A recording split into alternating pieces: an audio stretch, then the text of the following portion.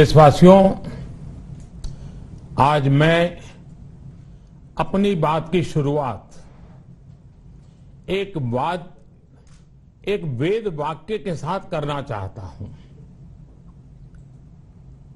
कृतं में दक्षिणे हस्ते जयो में सव्य आहितः।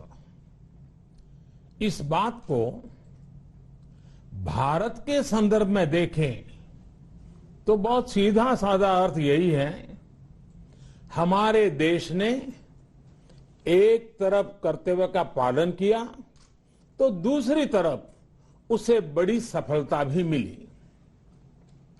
कल 21 अक्टूबर को भारत ने 1 बिलियन 100 करोड़ वैक्सीन डोज का कठिन लेकिन असाधारण लक्ष्य प्राप्त किया है। इस उपलब्धि के पीछे 130 करोड़ देशवासियों की कर्तव्य शक्ति लगी है। इसलिए ये सफलता भारत की सफलता है, हर देशवासी की सफलता है। मैं इसके लिए सभी देशवासियों को हृदय से बधाई देता हूं। साथियों, 100 करोड़ वैक्सीन डोज ये केवल एक आंकड़ा नहीं है, ये देश के सामर्थ्य का प्रतिबिंब है, इतिहास के नए अध्याय की रचना है। ये उस नए भारत की तस्वीर है जो कठिन लक्ष्य निर्धारित कर उन्हें हासिल करना जानता है। ये उस नए भारत की तस्वीर है जो अपने संकल्पों की सिद्धि के लिए परिश्रम की पराकाष्ठा करता है। साथियों, आज कई लोग भारत के वैक्सीनेशन प्रोग्राम की तुलना दुनिया के दूसरे देशों से कर रहे हैं।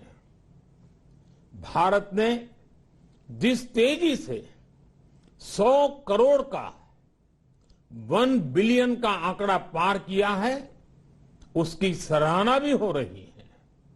लेकिन इस विश्लेषण में एक बात अक्सर छूट जाती है कि हमने ये शुरुआत कहां से की है। दुनिया के दूसरे बड़े देशों के लिए वैक्सीन पर रिसर्च करना, वैक्सीन खोजना, इसमें दशकों से उनकी महारत है, एक्सपर्टाइज थी।